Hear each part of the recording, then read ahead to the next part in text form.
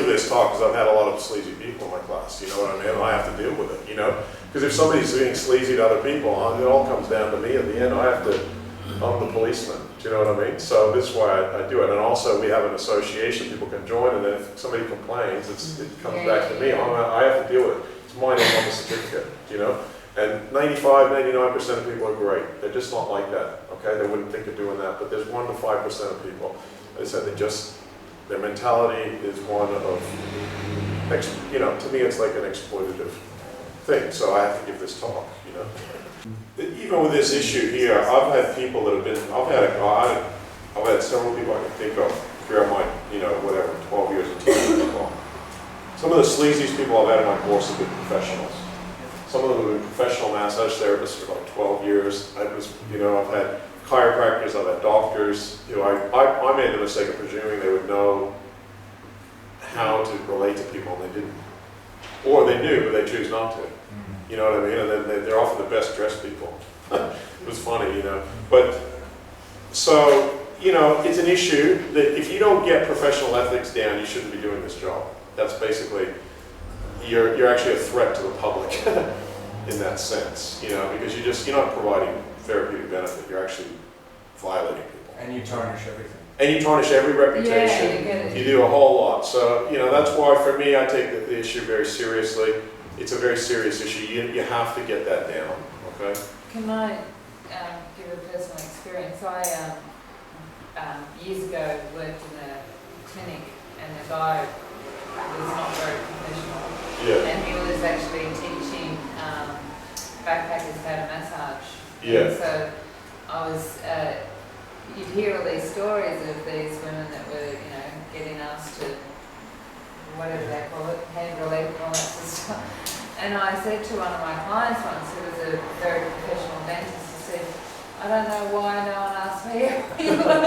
Why am I not getting asked? And he said, you know why? He said, you walk in with so much confidence that they're too scared to. That's you know, exactly and you know the boundaries. When you walk in, you've got how you look at a person. That's right. I used to do massage in the 5-star hotels in Sydney, and you know, I was one of the only male therapists there, and around the, you know, a lot of gay guys would always ask for a man to massage, and I think it was going to be sort of sensual, but I would just say, the way I look at it and say, you know, it's like, no, I'm confident about it, and they'd be like, oh yeah, I don't want to. They might have thought, or they might even give it a little vibe or something like that, but you know, and then it's just like the way you look at them. And in the end, look, I had one guy that continually wanted to hop on the table naked and pull a towel in. I just ended up. Stop working with him. I stopped working with him. I told the guy, the health guy, I'm not working with him anymore. I feel sexually harassed by the you know.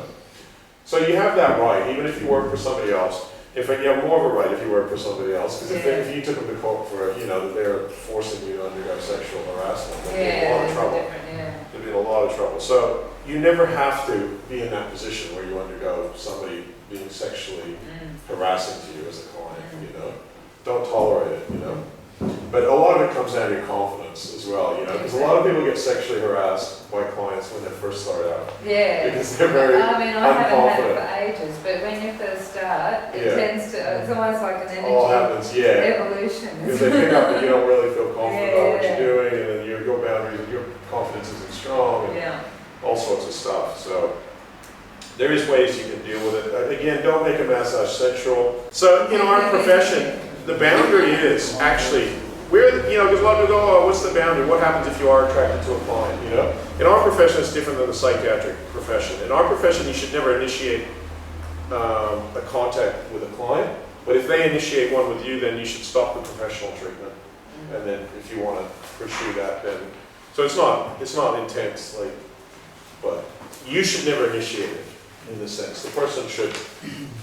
Because otherwise, you know, you'll misinterpret things. A person might be just feeling very vulnerable, very happy that you're, and then you come on to and destroy your professional relationship with that person. I see that a lot. And that's actually violating. So that's exactly where the line goes. In my opinion, if a relationship is initiated by the practitioner without any, you know, and during a massage especially, then it's violating professionalism. If it's initiated by the person who had the massage, and then they stop the, you know, not that you're not going to stop massaging just because you're, you know, if you're in a partnership with them, Yeah. So you get married to somebody who does massage, you never massage each other. All right, so that's pretty much where it lies. Okay, so don't bring sexual energy into a massage, don't bring romantic energy in. Just, you have to realize that you're going to massage people that you're attracted to. It's not a nightclub. You know, that's the most important thing. You have to discipline that, you know. And then you have to have ways that if somebody's coming on to you, you're safe, that you're putting the energy out to create. In fact, you're the person that's in control of the environment. You should be in control of your environment. So you're the one that sets the mood. Well, that's why if you flirt with somebody and then they come on to you, well, whose problem is it? You know? So a lot of women sometimes, they might, you know, men tend to be more sleazy, but then women might flirt with somebody and then the guy comes on and they wonder what happened. It's like, well, you were flirting with him, you know? He got the wrong signal, you know? So there's different ways, obviously, that men and women do that, but it's something that we have to all be careful of, you know? Because it's just, you know, that's not, you know, naturally, you know, if we're at a party or something, we naturally, you know, a lot of us like to flirt or like to carry on in that way, you know, but we have to be a little bit more disciplined, a lot more disciplined in this field, okay? Because it's a professional health field. Right? You always make it, it's like working with people from different cultures. Say, for example, a man working on a Muslim woman. Some Muslim women may not feel comfortable getting undressed. You know, normally I'd say to a woman, okay, if you wouldn't mind getting undressed at your undies and bra, and then if you hop on the table and put a towel over you, I'll come back in just a minute. You know, that's my sort of standard way. Would that be your standard way? Yeah. Okay, so that, but if somebody is a Muslim woman, she may not feel comfortable getting undressed down to. You know what I mean? Or undies and bra, that's way too intimate to have that sort of relationship, you know? So I would then just say, you can keep your clothes on. We don't need oil to massage, actually. You can massage without oil. I had people that tell me that, oh, it took me like 3 months to come here because I was so conscious about getting, you know, maybe they're a bit overweight, like some women are like that if they're a bit overweight. Maybe they're so self-conscious, you know, whereas for me, I don't really think like that. I don't really care. I'm just, oh yeah, great, I'm having a massage. I'll on down to my undies. You know, it doesn't worry me, you know what I mean, even if I have got a little bit extra fat. But for some people, that might be a huge issue for them, you know?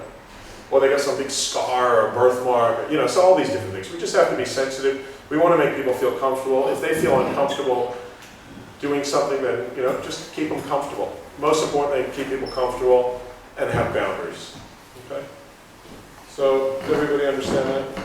Yeah. So don't work too close to the groin, either from the top, especially as a beginner,